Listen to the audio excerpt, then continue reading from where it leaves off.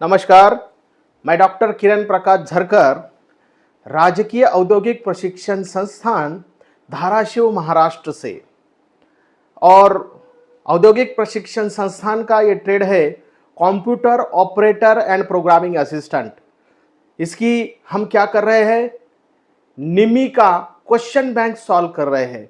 और आज का मॉड्यूल है मॉड्यूल नंबर 6 और ये मॉड्यूल का नाम क्या है, स्प्रेडशीट एप्लीकेशन। स्प्रेडशीट एप्लीकेशन को एक्सेल शीट भी कहा जाता है। माइक्रोसॉफ्ट ऑफिस का जो पैकेज है उसमें वर्ड, एक्सेल, पावर पॉइंट और बहुत सारे एप्लीकेशंस आते हैं। उसमें से स्प्रेडशीट एप्लीकेशन आता है, उसे एक्सेल कहा जाता है। और एक्सेल का ये क्वेश्चन बैंक है, बहुत इंपॉर्टेंट क्वेश्चन बैंक है। इसमें से बहुत सारे सवाल हमारे फाइनल एग्जाम में आ सकते हैं। तो चलो हम तैयारी करते हैं मॉड्यूल नंबर 6 स्प्रेडशीट एप्लीकेशन। और पहला सवाल है, which function is used to count the number of cell that contain numbers in range. ऐसा कौन सा फंक्शन है जो नंबर ऑफ सेल को, उसके रेंज को काउंट करता है। तो उस फंक्शन का नाम है काउंट, COUNT। और उसका आंसर है A count, opening circular bracket, closing circular bracket. यहां पर बहुत सारे फंक्शन दिए हुए हैं, ये भी काउंट है और ये भी काउंट है, लेकिन ये काउंट के बाद यहां पर इफ है, इसलिए इसका आंसर बी नहीं है, ए है। चलो अगला सवाल देखते हैं। सवाल number 2, which one of the following is no argument function. Which of the following is no argument function. इसमें कौन सा ऐसा फंक्शन है जिस फंक्शन को हम आर्गुमेंट पास नहीं करते। ओपनिंग सर्कुलर ब्रैकेट के अंदर कोई वैल्यू, कोई टेक्स्ट अगर हम पास करते हैं तो उसे पासिंग वैल्यूज कहा जाता है। लेकिन ऐसा कौन सा फंक्शन नीचे दिए हुए ऑप्शन में से है कि जिसको हम आर्गुमेंट पास नहीं करते, तो उसका उत्तर है ए नाउ। जवाब उसका क्या है, A now, opening circular bracket, closing circular bracket. अगला सवाल देखिए, सवाल नंबर 3, which view in Excel displays the pages exactly as they appear when printed. जब भी हम एक्सेल सीट में कौन सा भी डॉक्यूमेंट प्रिंट करते हैं तो ऐसा कौन सा व्यू है डिस्प्ले पेजेस का, कौन सा ऐसा व्यू है जिसमें जैसे प्रिंट होगा वैसे ही दिखेगा। तो उसका आंसर है page layout view, D. Page layout view में एक्सेल सीट जैसे प्रिंट होने वाला होगा वैसा ही हमें दिखेगा, हूबहू वैसा ही दिखेगा। अगला सवाल देखिए, सवाल number 4, what is the use of control T key in MS excel. Control T, control plus T हम जब दबाते हैं तो उसका क्या यहां पर यूज है, कौन से यूज के लिए वो हम यूज करते हैं। तो उसका आंसर है D, opens the create table dialog box. Create table का डायलॉग बॉक्स ओपन करने के लिए कंट्रोल टी का हम इस्तेमाल करते हैं। इसके लिए इसका आंसर है D, open the create table dialog box. सवाल नंबर 5, data validation is use in MS Excel. Data validation is use in, data validation कहां पर यूज होता है, डेटा को हम वैलिडेट करते हैं, ये डेटा सही है या गलत है, इसका वैलिडेशन करना होता है। तब ये वैलिडेशन हम MS एक्सेल में ही कर सकते हैं, इसलिए इसका जवाब है ए, MS एक्सेल। छठा सवाल, identify the file type, roll number, name, theory, practical. यहां पर नीचे एक फाइल दी हुई है और वहां पर लिखा है फाइल टाइप, कौन से टाइप की फाइल है, रोल नंबर है, नेम है, थ्योरी है और प्रैक्टिकल है। और यहां पर दिया है राम 8790, दूसरी फाइल लिखी है यहां पर, दूसरा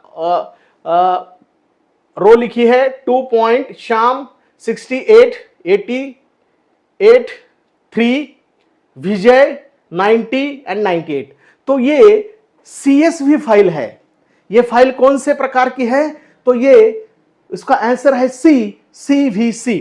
अगला सवाल, सवाल number 7, which tab is used to include pivot table, chart and hyperlink to a spreadsheet. कौन सा ऐसा टैब है कि जिस टैब से हम पिवोट टेबल, चार्ट और हाइपरलिंक ये स्प्रेडशीट में डाल सकते हैं? कौन से मेनू के अंडर, कौन से ऑप्शन के अंडर ये ऑप्शन आते हैं? तो उसका सही जवाब है ए, इंसर्ट। इंसर्ट में हमें ये सब इंसर्ट करने के लिए मिलेगा। पिवोट टेबल, चार्ट हो या हाइपरलिंक हो, हमें इंसर्ट करना पड़ेगा। इसके लिए इसका आंसर है ए, इंसर्ट। अगला सवाल, सवाल number 8, which option in excel is used to rearrange the row based on the content of a particular column. हमें रीअरेंज करना है पर्टिकुलर कॉलम के हिसाब से हमें रो को अरेंज करना है। रो वैसे ही दिखनी चाहिए जैसी कंडीशन हमने कॉलम को दी है। तो उसके लिए क्या करना पड़ेगा? तो उसका आंसर है सी, सॉर्ट। सॉर्टिंग करना पड़ेगा। सॉर्ट के लिए हमें जाना पड़ेगा। सॉर्ट करने के बाद सभी रोज रीअरेंज हो जाएंगी कॉलम के हिसाब से, इसलिए इसका आंसर है सी, सॉर्ट। 9 नंबर का क्वेश्चन देखिए, what do you call the chart that shows the proposition of how one or more data element relate to another data element. यहां पर क्या लिखा है देखिए, what do you call the chart that shows. ऐसा कौन सा चार्ट है जो हमें शो करेगा the preposition of how one or more data element relate to another data element. एक डेटा एलिमेंट दूसरे डेटा एलिमेंट से कौन सी रिलेशनशिप रखता है, कैसी रिलेशनशिप रखता है और उसका प्रोपोर्शन क्या है, यह कौन बता सकता है?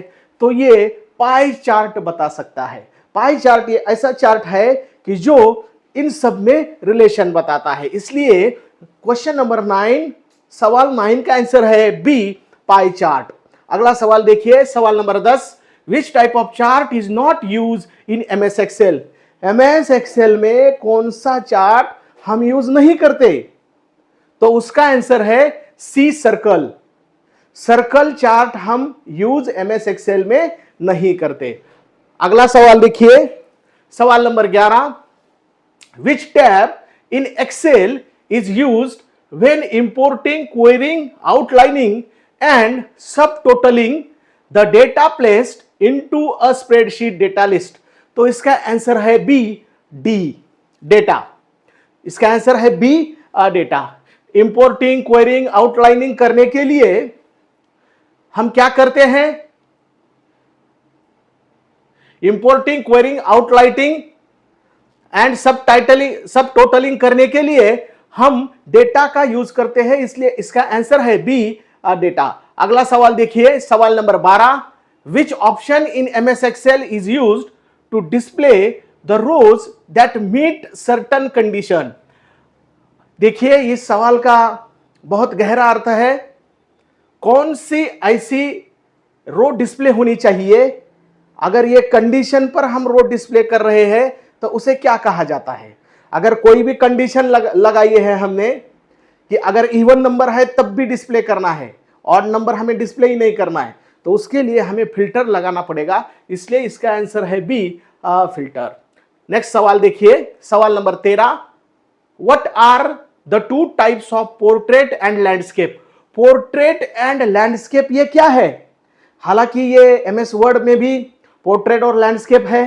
सभी जगह पर जहां पर हम प्रिंट आउट निकालते हैं वहां पर बोलते हैं कि पोर्ट्रेट में प्रिंट दीजिए, लैंडस्केप में प्रिंट दीजिए। तो ये क्या है? तो ये पेज का ओरिएंटेशन है। पेज कैसा है, हॉरिजॉन्टल है या वर्टिकल है, ये दिखाने के लिए पोर्ट्रेट और लैंडस्केप का यूज किया जाता है, इसलिए इसका आंसर है सी, ओरिएंटेशन। पोर्ट्रेट और लैंडस्केप को हम क्या कहते हैं? तो ओरिएंटेशन कहते हैं। अगला सवाल, सवाल number 14, which is the Excel analysis tool is best when you want to solve for the variable in a problem। Excel sheet में कौन सा ऐसा एनालिसिस टूल है कि जिसके जरिए, बेस्ट टूल है जिसके जरिए हम क्या कर सकते हैं, to solve for one variable in a problem.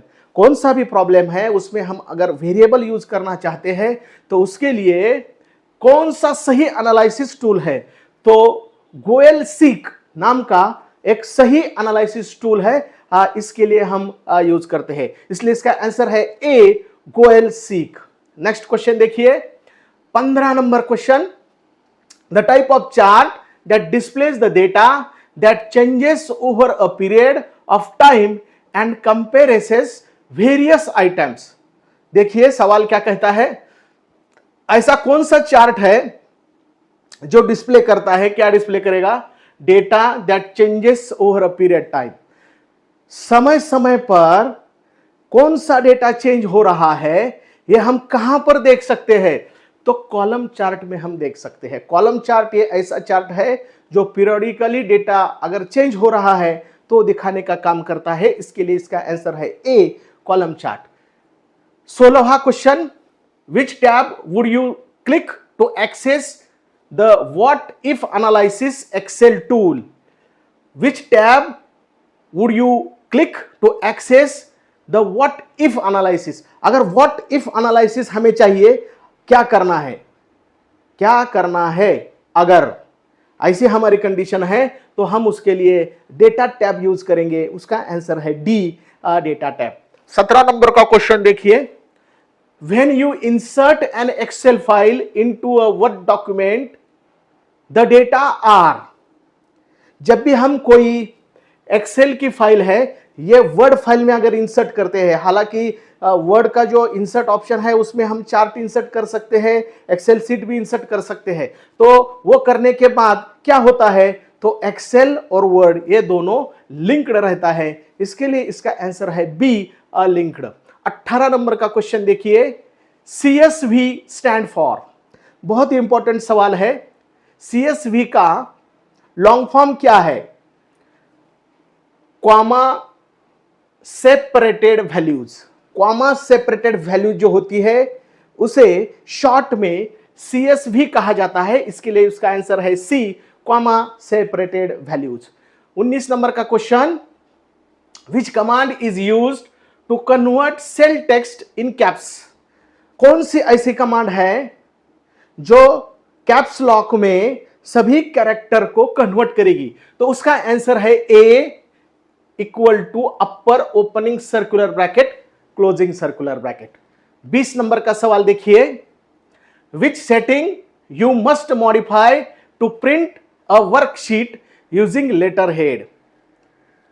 Which setting you must modify, कौन सी सेटिंग आपको मॉडिफाई करनी पड़ेगी जब आपको वर्कशीट जो है वो लेटर हेड पे प्रिंट करनी है, तो हमें ख्याल रखना पड़ेगा मार्जिन का, ऊपर कितना मार्जिन छोड़ना है, नीचे कितना मार्जिन छोड़ना है, लेफ्ट हैंड साइड और राइट हैंड साइड को कितना मार्जिन छोड़ना है, तो इसके लिए इसका आंसर है बी, मार्जिन।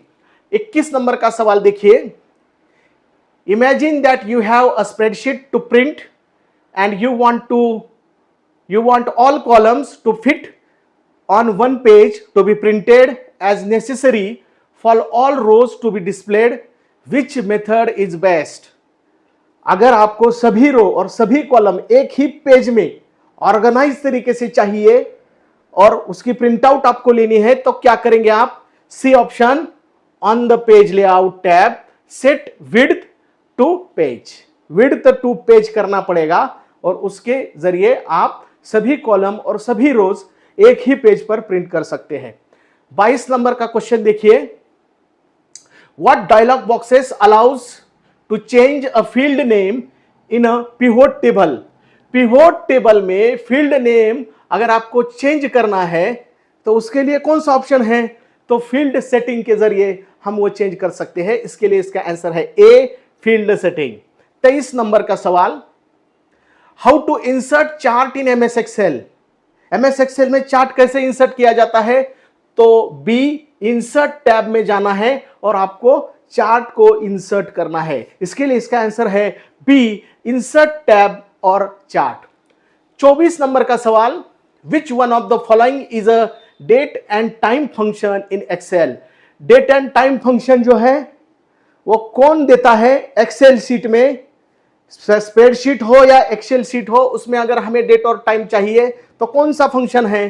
तो C, now opening circular bracket closing circular bracket, ये फंक्शन है जो हमें डेट एंड टाइम देता है। अगला सवाल, ये मॉड्यूल नंबर 6 का आखिरी सवाल है। Which function key is used to open save a dialog box in MS excel? ऐसी कौन सी की है डायलॉग बॉक्स में जो use to open save as dialog box? Dialog box save करने के लिए कौन सी की का हम यूज करते हैं? तो उसका आंसर है डी, F12। F12 ये ऐसी की है जिसकी मदद से हम क्या कर सकते हैं? तो डायलॉग बॉक्स ओपन सेव कर सकते हैं। इस मॉड्यूल में, मॉड्यूल नंबर 6 में 25 सवाल थे। इस सभी सवालों का हमने एक्सप्लेनेशन दिया है। ऐसे और सारे मॉड्यूल पढ़ने के लिए, जानने के लिए और समझने के लिए आप मेरा चैनल डॉक्टर किरण झरकर सब्सक्राइब कीजिए और नोटिफिकेशन ऑन करना मत भूलिए। धन्यवाद।